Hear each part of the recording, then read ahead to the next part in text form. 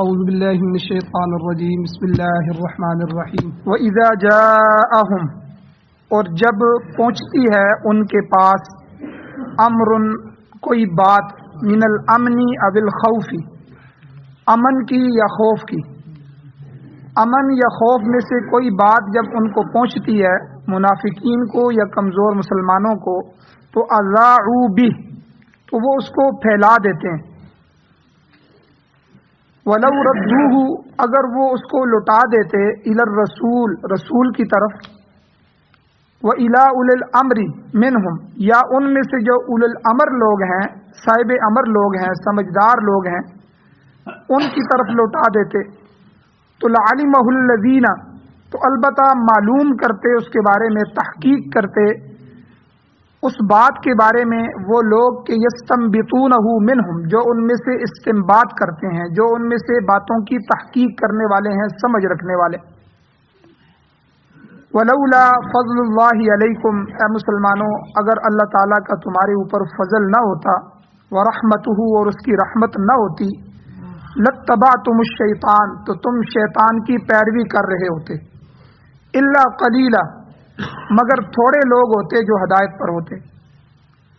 اے میرے پیغمبر فقاتل فی سبیل اللہ، پس آپ اللہ کے راستے میں جہاد کیجئے، لڑائی کیجئے۔ لا تکلف الا نفسک، نہیں مکلف بنایا گیا آپ کو الا نفسک، مگر اپنے نفس کا ہی، تکلیف آپ پر آپ کے نفس کی ہی ڈالی گئی ہے، باقی ایمان والوں کے لیے وحرض المؤمنین، آپ ایمان والوں کو برانگیختہ کریں، ان کو ابھاریں۔ عسى اللہ ان یکف، امید ہے کہ اللہ تعالیٰ روک دے، بأس الذین کفروا، ان لوگوں کی برائی کو جنہوں نے کفر کیا، کافروں کی طرف سے تکلیف اور برائی کو اللہ روک دے۔ واللہ اشد بأسا، اور اللہ تعالیٰ سخت لڑائی کرنے والا ہے، اور واشد تنکیلا، اور اللہ تعالیٰ سخت سزا دینے والا۔ سپارہ نمبر 5 سورۃ النساء، آیت نمبر 83 اور 84 آپ کے سامنے تلاوت ہوئی ہے، آپ نے اس کا ترجمہ سنا۔ سب سے پہلے ان آیات کا ربط آیات ہے، ان آیتوں کا پچھلی آیتوں سے تعلق کیا ہے، ربط کیا ہے۔ گزشتہ آیات میں اللہ تعالیٰ نے منافقین کی مذمت بیان فرمائی کہ یہ لوگ منافقین جو ہوتے ہیں، یہ حضور علیہ السلام کی مجلس میں جب بیٹھے ہوتے ہیں تو آپ کی اطاعت کا اظہار کرتے ہیں کہ حضور ہم تو آپ کی بات کو ماننے والے ہیں، آپ جو حکم دیں گے ہم اسی کو مانیں گے، ہم تو اطاعت کرنے والے لوگ ہیں۔ مگر جب وہاں سے حضور کی مجلس سے اٹھ جاتے ہیں تو پھر راتوں کو گٹھے ہو کے اسلام اور اہل اسلام کے خلاف مشورے کرتے ہیں، منصوبے بناتے ہیں، سکیمیں بناتے ہیں، اور غیر الذی تقول، اے میرے پیغمبر جو آپ نے بات کہی تھی اس بات کی مخالفت میں پھر وہ مشورے کرتے ہیں۔ تو اللہ تعالیٰ نے فرمایا کہ ان کو پتہ ہونا چاہیے، واللہ یکتب ما یبیتون، اللہ ان کی ساری باتیں لکھ لیتا ہے، ان کی باتیں لکھی جا رہی ہیں، کرامن کاتبین ہے جو ہر ایک کی ہر بات کو، ہر قول کو، ہر فعل کو، ہر عمل کو، ہر اشارے کو، ہر چیز کو لکھ رہے ہیں، اور قیامت کے دن وہ اسی وجہ سے سزا کے مستوجب ہوں گے، سزا کے مستحق ہوں گے۔ پھر حضور علیہ الصلوۃ والسلام سے فرمایا اللہ نے، اے میرے نبی یہ لوگ ہٹ درم ہیں، ضدی ہیں، عناد ہیں، بغض رکھنے والے ہیں، یہ بات کو سمجھنے والے نہیں ہیں، سمجھنے والے ہوتے تو آپ سے بات کو سمجھ لیتے، لیکن آپ کے لیے نسخہ یہ ہے کہ آپ ایک تو فاعرض عنہم، ان سے اعراض کریں، چھوڑ دیں ان کی باتوں کو، توجہ نہ کریں، وتوکل علی اللہ، اور دوسرا آپ اللہ پر بھروسہ کریں، اللہ کی ذات پر توکل کرتے ہوئے، بھروسہ کرتے ہوئے اپنا کام جاری رکھیں، اپنی دعوت و تبلیغ کو جاری رکھیں، اور آپ کے لیے وکفا باللہ وکیلا، اللہ ہی کارساز کافی۔ پھر آخر میں پچھلی گزشتہ آخری آیت میں اللہ تعالیٰ نے منافقین اور یہودیوں سے شکوہ کیا کہ یہ لوگ افلا یتدبرون القرآن، یہ قرآن میں تدبر کیوں نہیں کرتے، غور و فکر کیوں نہیں کرتے، اور دلیل دی اللہ تعالیٰ نے نبی علیہ السلام کی حقانیت کی اور قرآن کے حقانیت اور سچائی کی کہ اگر یہ قرآن وَلَوْ كَانَ مِنْ عِنْدِ غَيْرِ اللَّهِ اللہ کے غیر کا ہوتا، اللہ کے علاوہ کسی اور کا لکھا ہوا یہ کلام ہوتا، لَوَجَدُوا فِيهِ اخْتِلَافًا كَثِيرًا تو اس میں اختلاف ہوتا، تعارض ہوتا، شکوک اور شبہات ہوتے، اعتراضات کی چیزیں ہوتی، کیونکہ انسان کا کلام اعتراض سے خالی نہیں ہے۔ انسان کمزور ہے تو اس کا کلام بھی کمزور ہے۔ اللہ جل شانہ مضبوط ہے تو اللہ کی طاقت سب سے بڑی طاقت ہے، تو اللہ تعالیٰ کا کلام بھی مضبوط ہے، اس میں کوئی کسی قسم کا نقص نہیں ہے، اور نقوص اور عیوب سے اللہ کا کلام پاک ہے۔ تو یہ غور و فکر کیوں نہیں کرتے؟ اتنا ہی دیکھ لیتے کہ اس میں کوئی تخالف نہیں ہے، کوئی تعارض نہیں ہے، تو اسی سے یہ جان لیتے کہ قرآن پاک کے جتنے معارف ہیں، جتنے مضامین ہیں اور جتنے الفاظ ہیں وہ سب کے سب معجزہ ہیں، بلند ہیں، اور اس کے اطوار صحیح ہیں، اور یہ علم و حکمت کا خزانہ ہے، اور قرآن مجید کا لایا ہوا جو نظام ہے یہ بے مثال نظام ہے، اس جیسا کوئی نظام نہیں۔ تو جب یہ چیزیں واضح ہو جاتی ہیں، اگر یہ غور و فکر کرتے، تدبر کرتے قرآن میں، تو پھر انہیں نبی کی ذات کے متعلق بھی کوئی تردد باقی نہ رہتا، کوئی شک باقی نہ رہتا، اور قرآن پاک میں بھی شک نہ کرتے۔ تو یہ تو گزشتہ آیات کا خلاصہ ہوا جو میں نے آپ کے سامنے بیان کیا۔ اب آج کی آیات میں اللہ تعالیٰ نے منافقین کو اور کمزور مسلمانوں کو، نئے اور کمزور مسلمان، خاص کر کے منافقین کی ایک عادت تھی کہ جو خبر بھی آ جاتی کہیں سے تو وہ بلا تصدیق اور بلا تحقیق آگے پھیلا دیتے، اس کی تشہیر کر دیتے۔ تو اللہ تعالیٰ نے آج کی اس آیت میں اس سے منع کیا کہ ہر خبر بلا تصدیق اور بلا تحقیق تشہیر نہ کیا کرو۔ تو مثال کے طور پر کوئی بات ہوتی ہے، محلے میں ہو جاتی ہے، گھر میں ہوتی ہے، تو ایک آدمی قریب سے گزر رہا ہے، اس نے کچھ دیکھا، آگے اس نے کچھ بیان کیا، آدھا اگلے نے خود اپنے سے جوڑ لیا، پھر کرتے کرتے کرتے پورے علاقے میں بات پھیل گئی، تو وہ بات بالکل اس سے الگ ہوئی، جو ہوئی ہے اصل سے الگ ہو گئی۔ اب تصدیق کوئی نہیں، تحقیق کوئی نہیں، بغیر تصدیق کے، بغیر تحقیق کے آگے بات چل رہی ہے، چلتے چلتے بات کا بتنگڑ بن گیا، اور بعد میں پتہ چلا تو وہ تو آپس میں ہنس رہے تھے،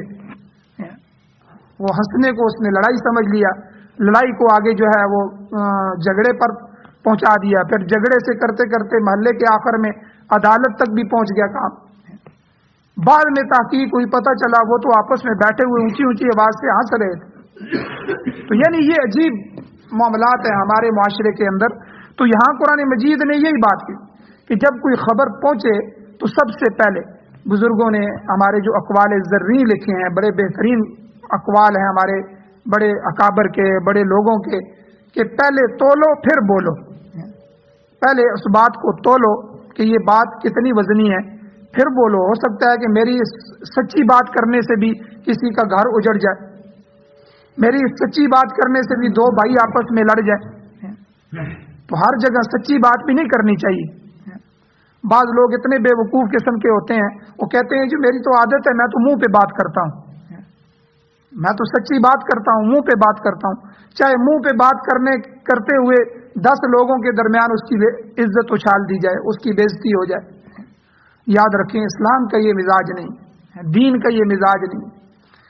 تو اسلام نے چشم پوشی کا حکم دیا، بھائی کسی کا گناہ دیکھو، ہم نہیں گناہ گار، سارے گناہ گار۔ تو اب دیکھیں نا، انسان کیا چاہتا ہے کہ میری بیوی کسی کی طرف نہ دیکھے، خود ساری طرف دیکھ رہا ہوتا ہے، غیر مرموں کو دیکھتا ہے، میری بیوی نہ دیکھے کسی کو، خود ہر ایک کے ساتھ جھوٹ بول رہا ہوتا ہے، اور آ کے مجلس میں دوستوں کو کہتا ہے میں نے اس کو پورا کر دیا، بس بڑی مشکل سے ٹالا ہے جی، ٹال دیا، بس اس کو سمجھا دیا، یعنی طرح طرح کے، لیکن خود کہتا ہے مجھ سے کوئی جھوٹ نہ بولے، مجھ سے ہر بندہ سچی بات کرے، مجھے کوئی دھوکہ نہ دے۔ تو بھائی جو اپنے لیے پسند کرو وہ دوسروں کے لیے پسند کرو۔ جس آدمی کے منہ کے اوپر آپ حق بات کہہ رہے ہیں، اگر وہاں آپ کا بھائی ہوتا یا آپ کا والد ہوتا، کیا پھر بھی حق بات کہہ دیتے؟ بےزتی ہوتی ہے انسان کی۔ تو جو آدمی مصلح ہوتا ہے، اصلاح کرنے والا ہوتا ہے، وہ جو ہے بڑے طریقے کے ساتھ، حکمت اور دانائی کے ساتھ وہ بات جو ہے اس تک پہنچاتا ہے کہ بھائی یہ کام کرنے کا نہیں ہے، آپ اس سے رک جائیں، اللہ تعالیٰ اس سے ناراض ہوتے ہیں، یا زیادہ سے زیادہ اس کے بڑوں تک بھی بڑے طریقے سے پہنچائے گا تاکہ اس بندے کی اصلاح ہو جائے۔ اگر کسی کا کوئی بیٹا غلط کاری میں لگ جائے، اللہ نہ کرے لگ جائے، تو کیا وہ اپنے بیٹے کے عیوب اچھالتا رہے گا ہر جگہ؟ وہ تو یہی چاہے گا کہ میرے بیٹے کے بارے میں کوئی بات نہ کی جائے اور اس کو اچھالا نہ جائے، اس کی تشہیر نہ کی جائے، اس کو مزید بے عزت نہ کیا جائے۔ تو ہر ایک کو اپنے بیٹے کی طرح سمجھ لیں، ہر ایک کو اپنے بھائی کی طرح سمجھ لیں، تو کسی کی عزت اچھالنا تو بلکہ حدیث میں اس کے بارے میں سخت وعیدیں آئی ہیں۔ حضور علیہ الصلوۃ والسلام کی ایک حدیث ہے، اس کا مفہوم ہے، حضور علیہ السلام نے فرمایا کہ کسی مسلمان کی عزت کو اچھالنا، اس کی بے تکریمی کرنا، بے عزتی کرنا، کعبے کو گرانے سے زیادہ سخت گناہ ہے۔ آپ دیکھیں بیت اللہ کتنی بڑی چیز ہے، کعبہ، اس کو کوئی آدمی جا کے گرا دیتا ہے، کتنی بڑی ہمت ہوگی اس کی کہ وہ اتنا بڑا گناہ کر رہا ہے۔ لیکن کسی مسلمان کی عزت کو اچھالنا، حضور نے فرمایا یہ اس سے بھی بڑا گناہ ہے کہ اللہ کے اس بندے کو، اس مسلمان کو جس سے غلطی سے کوئی گناہ ہو گیا یا کوئی معاملات چل رہے ہیں تو اس کی عزت جو ہے وہ ہر جگہ نیلام کر دی جائے۔ تو اسلام نے چشم پوشی کا حکم دیا، پردہ پوشی کا حکم دیا، گناہ دیکھ لو آنکھیں، ولا تجسسوا، قرآن نے کہا جاسوسی نہ کرو، ایک دوسرے مسلمان کی ٹو میں نہ لگ جاؤ، یہ کہاں جا رہا ہے، کیا کر رہا ہے، جاسوسی سے بھی منع کر دیا کہ کسی مسلمان کی عزت کسی حال میں بھی جو ہے وہ اچھالنی نہیں ہے۔ اور بلکہ حضور نے حدیث میں فرمایا جو کسی مسلمان کی دنیا میں پردہ پوشی کرے گا، اس کے گناہوں کو چھپائے گا، ہم سب کو ضرورت ہے کل قیامت کے دن اللہ تعالی ہمارے گناہوں کو ساری مخلوق کے سامنے نہ لائے۔ جب یہ ریل، یہ ویڈیو چلے گی پوری زندگی کی، تو وہاں تو سارے انبیاء موجود ہوں گے، محشر کا میدان ہوگا، ساری امتیں ہوں گی، تو کون بندہ کہتا ہے میری یہ زندگی کی ریل، میری یہ زندگی کی ویڈیو سب کے سامنے چلے؟ تو ہر بندہ چاہتا ہے اللہ وہاں میرے گناہوں پر پردہ ڈال دے، پردہ پوشی فرما دے، معافی کا معاملہ کر دے۔ تو حضور نے فرمایا اللہ کی معافی چاہتے ہو تو دنیا میں مخلوق کو معاف کرو،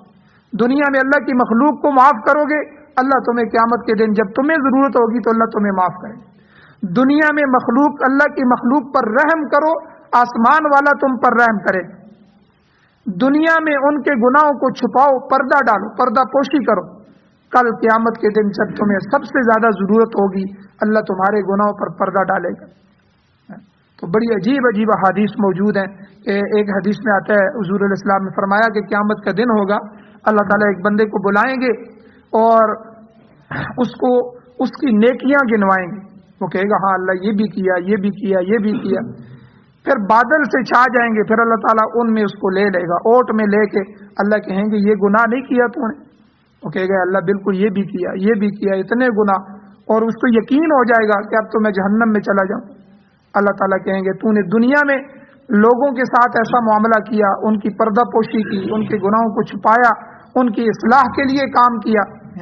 آج جب تمہیں ضرورت ہے تو میں نے تمہیں لپیٹ کے یہ سارا کچھ بتایا ہے، چھپا کے بتایا ہے، اور آج میں تمہیں لوگوں کے سامنے ذلیل نہیں کروں گا، میں تیرے لیے جنت کا فیصلہ کروں۔ تو آپ اندازہ لگائیں، تو اس لیے یہ جو موبائل ہے، نیٹ ہے، سوشل میڈیا ہے، اس نے ہر ایک کی پرائیویسی کو تباہ کر دیا ہے۔ جو آدمی چھپ کے بھی کوئی کام کر رہا ہے، اپنے گھر کے لیے کام کر رہا ہے، کسی کو کوئی بات کہہ رہا ہے تو وہ بھی ساری جگہ فوراً ایک بٹن سے جو ہے وہ پوری مخلوق کو پہنچ گئی۔ تو اس لیے اسلام نے کسی کی عزت کو اچھالنے کا حکم نہیں دیا۔ حق بات بھی جو ہے وہ حق طریقے سے، حق موقع پر کہی جائے، یہ تین چیزیں ضروری ہے۔ حق سچ بات کو حق طریقے سے، حکمت، دانائی اور مصلحت کو دیکھتے ہوئے، اس کا موقع دیکھتے ہوئے کہی جائے۔ اپنی اولاد کی بھی اصلاح کی جائے تو جب موقع آئے تو موقع پہ اصلاح کی جائے، اس کا اثر بھی ہوتا ہے، اور حکمت کے ساتھ کی جائے۔ تو اس لیے یہاں ان آیات میں جب کوئی خبر آتی تھی تو منافقین کی عادت تھی وہ تشہیر کر دیتے تھے، فوراً پھیلا دیتے تھے۔ ابھی مجاہدین واپس نہیں آئے، ابھی جو ہے وہ پوری طرح ان کی کارگزاری بھی سامنے نہیں آئی، ابھی تھوڑی سی خبر آئی ہے تو اس کو آگے اپنی طرف سے پھیلا دیتے۔ تو اسلام کی ابتدائی جنگوں کے دوران، ابتدائی جہاد کے دوران لوگ محاذوں سے آنے والی خبروں کے منتظر رہتے تھے کہ پتہ نہیں لشکر گیا ہوا ہے، واپس آئے گا، پتہ نہیں فتح ہے، شکست ہے، کیا معاملات چل رہے ہیں۔ تو پھر جو ہی کوئی خبر پہنچتی اسے بلا تحقیق مشہور کر دیتے، حالانکہ جنگی حکمت عملی کے یہ خلاف ہے۔ جنگی حکمت عملی کے پیش نظر بعض چیزوں کی تشہیر کرنا یہ فوج کا نقصان بن سکتا ہے، ملک کا نقصان بن سکتا ہے۔ بہت ساری باتوں کو جو ہے وہ چھپایا جاتا ہے، اس کی تشہیر نہیں کی جاتی۔ ابھی حال میں یہ آپ دیکھیں، پوری دنیا کی لڑائی تھی افغان مجاہدین سے، تو ملا عمر صاحب 2013 میں فوت ہو گئے، لیکن جا کے 2019 میں امریکہ کو پتہ لگا کہ وہ تو 5 سال 6 سال پہلے فوت ہو گئے، کیونکہ ملا عمر صاحب کا رعب تھا، اور یہ جنگ ابتدائی جو کمانڈر تھے وہی تھے اور پوری دنیا دیکھ رہی تھی، تو اس لیے طالبان نے بھی اس خبر کو چھپایا، ان کی قبر کو بھی چھپایا، ان کے معاملات کو بھی چھپایا، اور اسی طرح لڑتے رہے۔ کیونکہ اگر وہ خبر پھیل جاتی، جس طرح آپ دیکھیں غزوہ احد میں نبی علیہ الصلوۃ والسلام زخمی ہوئے اور خود کی کڑیاں حضور کے چہرے پہ جو ہے وہ گھس گئیں، اور حضور کا ایک دانت بھی شہید ہو گیا، اور جب کافروں نے دوبارہ حملہ کیا تو بڑا نقصان ہوا، جو ہے کئی مسلمان شہید بھی ہوئے، اور آپ پیچھے ایک گھاٹی میں گر گئے، تو کسی نے جب گرا ہوا دیکھا تو اس نے سمجھا کہ شاید حضور شہید کر دیے گئے، تو اس نے خبر پھیلا دی۔ اب وہ سارے کے سارے صحابہ اسی وقت ان کا مورال گر گیا، ہمتیں ٹوٹ گئیں، حضور شہید ہو گئے، حضور شہید ہو گئے، اور وہی خبر چلتے چلتے مدینہ بھی پہنچ گئی، تو کئی لوگ وہاں سے بھاگتے ہوئے آئے، تو یعنی عجیب۔ اب دیکھیں یہ خبر غلط خبر تھی، پوری تحقیق نہیں ہوئی، آگے چلی اور آگے چلتے چلتے مدینہ پہنچ گئی، اور اس کا نقصان یہ ہوا کہ جو لڑنے والے میدان جنگ میں مجاہدین تھے، حضور کے ساتھ صحابہ تھے، ان کی جو ہے ہمت جو ہے اس میں جواب دے گی، اور پھر کچھ جو ہے وہ صحابہ وہ میدان بھی چھوڑ گئے، پھر واپس آئے، اور قرآن مجید کی آیات بھی اتری، اور ان کے اس عمل کو بھی اللہ تعالیٰ نے معاف کر دیا۔ تو بہرحال یہ ساری باتیں ہوں گی، تو یہاں بھی جنگی حکمت عملی ہوتی ہے۔ بعض دفعہ کوئی چیزیں ایسی ہوتی ہیں کہ جن کی تشہیر بالکل نہیں کرنی ہوتی، تو لیکن وہاں یہ ہوتا تھا کہ منافقین اسٹو میں رہتے تھے، اور منافقین اور یہود خاص کر کے وہ پیش تھے، اور کمزور دل کے مسلمان جو بھی ان کے ساتھ شامل ہو جاتے تھے، تو اللہ تعالیٰ نے ان آیات میں ایسا کرنے سے منع فرمایا۔ اللہ تعالیٰ ارشاد فرماتے ہیں کہ وَإِذَا جَاءَهُمْ أَمْرٌ مِّنَ الْأَمْنِ أَوِ الْخَوْفِ، جب ان کے پاس کوئی خبر آتی ہے امن کی یا خوف کی، تو یہاں امن کی خبر سے مراد کیا ہے؟ خوشخبری آتی ہے، مسلمانوں کو فتح ہوگی، اس کی مال غنیمت حاصل ہو گیا، یا کوئی اور کامیابی ہو گئی، تو اسے امن سے اسلام نے تعبیر فرمایا۔ اور اس کے برخلاف اگر کوئی شکست آ گئی، جانی نقصان ہو گیا یا مالی نقصان ہو گیا، تو اسے خوف کا نام دیا گیا قرآن مجید میں۔ تو مطلب یہ ہے کہ جب کوئی ایسی خبر پہنچتی ہے تو منافقین اور کمزور مسلمان اذاعوا بہ، اس کو پھیلا دیتے ہیں۔ تو قبل از وقت بعض چیزیں جو ہوتی ہیں وہ کمانڈر اس کو نکالنا نہیں چاہتا، اس کا نقصان ہوتا ہے۔ بعض دفعہ وہ چیز عام ہوتی ہے، لیکن جنگی نقطۂ نظر سے، جنگی حکمت عملی سے قبل از وقت اس چیز کا باہر آ جانا یہ نقصان کا باعث ہوتا ہے۔ آج بھی دیکھیں دنیا میں سارے ممالک اپنی فوج یا اپنی ٹیکنالوجیاں سب کے سامنے نہیں رکھتے، ہم کیا کر رہے ہیں، اور اندر کے معاملات سب کے سامنے نہیں ہوتے، نقشے ان کے اپنے ہوتے ہیں، ہر چیز پہ پیرا ہوتا ہے، ہر معاملات کو ہے وہ کسی طرح بھی کوئی جاسوس اس کو باہر نہ نکال سکے۔ اور جب جنگ ہوتی ہے تو جنگ کے لیے پہلے سے کمانڈر مل کے حکمت عملی طے کرتے ہیں کہ ہم نے یہ جنگ اس طرح لڑنی ہے اور اس طرح لڑنی ہے، اس کی پلاننگ یہ ہے۔ اب یہ پلاننگ عام سی بھی ہو لیکن دشمن کو پہلے نہیں پتہ چلنی چاہیے، اس سے نقصان ہوتا ہے۔ آپ دیکھیں جب فتح مکہ ہوا کتنا بڑا واقعہ پیش آیا حضور کے ساتھ، کہ حضور علیہ السلام نے صحابہ کو فرمایا کہ بھئی تیاری کرو، ہم نے نکلنا ہے، جہاد کے لیے جانا ہے۔ اب صحابہ کو پتہ نہیں تھا کہ حضور نے جانا کہاں ہے، تو کئی دفعہ ایسا ہوا حضور علیہ السلام جب کسی جہاد کے لیے نکلتے تو وہ جہاد مشرق کی طرف ہوتا تو حضور مغرب کی طرف لشکر کو لے کے چلتے، پھر آگے سے موڑ کے لاتے۔ تو یہ بھی جنگی حکمت عملی ہوتی ہے کہ جو ہے وہ دشمن کے اندر کو اگر کوئی آدمی ہمارا بیٹھا ہوا ہے تو وہ دشمن کو نہ بتا دے، یا کسی اپنے سے انجانے میں کوئی غلطی نہ ہو جائے کہ پہلے جنگی حکمت عملی جو ہے وہ خراب نہ ہو جائے۔ تو یہ تو باقاعدہ حدیث میں بھی آتا ہے، حضور علیہ السلام اگر مشرق کی طرف جانا چاہتے تو مغرب کی طرف چلتے، 6 میل 5 میل چل کے لشکر کو آگے سے موڑ دیتے، دوسرے راستے کو اختیار کرتے۔ اب فتح مکہ جو تھا، اس سے پہلے حضور نے مکہ میں چڑھائی کرنی تھی اور ان کو بالکل بے خبر رکھنا تھا، تو اس سے پہلے حضور علیہ السلام نے اس کو چھپا دیا، صرف صحابہ کو حکم دیا کہ بھائی تیاری کرو۔ اب آخر میں حضور علیہ السلام نے بتا دیا کہ بھائی ہم نے مکہ پر حملہ کرنا ہے، اور جن زمینوں سے ہم کو نکالا گیا تھا، جہاں سے ہجرت پہ مجبور کیا گیا تھا، ان سرزمینوں کو ہم نے اسلام کی سرزمین بلانا ہے، اور جو ہے بیت اللہ کو بتوں سے خالی کرنا ہے، اور وہاں جو ہے ہم نے توحید اور اسلام کے جھنڈے کو گاڑنا ہے۔ اب ایک صحابی ہیں، بدری صحابی تھے، مخلص صحابی تھے، منافق نہیں تھے، ان سے ایک غلطی ہو گئی۔ ایک عورت آئی ہوئی تھی مدینہ میں، تو اس عورت کو انہوں نے ایک خط دیا، اس خط میں لکھ دیا مکہ والوں کو کہ حضور تمہارے اوپر حملہ کرنے والے ہیں۔ تو اب یہ بہت بڑی خبر تھی، دیکھنے میں تو عام سی خبر تھی، لیکن جنگی حکمت عملی کے بالکل مخالف تھی۔ اب نبی علیہ السلام کو بذریعہ وحی جو ہے بتا دیا گیا۔ سورہ ممتحنہ 28ویں سپارے کی صورت ہے، تو نصف کے اندر آتی ہے، تو اس میں اللہ تعالیٰ نے پوری صورت اتاری۔ اب حضور کو پتہ لگ گیا کہ یہ خط یہاں سے نکل گیا ہے اور وہ عورت لے کے نکل گئی ہے۔ اب حضور علیہ السلام نے حضرت علی رضی اللہ تعالیٰ عنہ کو اور ایک دوسرے صحابی کو بلایا اور ان کو کہا کہ خاخ کے مقام پر، یہ ایک جگہ تھی، وہاں ایک باغ ہے، تم وہاں دوڑو اور پہنچو، فوراً اپنے گھوڑے سواریاں لو، اور تم نے راستے میں رکنا نہیں ہے۔ وہاں تمہیں ایک عورت ملے گی، اس کے پاس خط ہوگا، وہ خط تم نے لے کے آنا ہے۔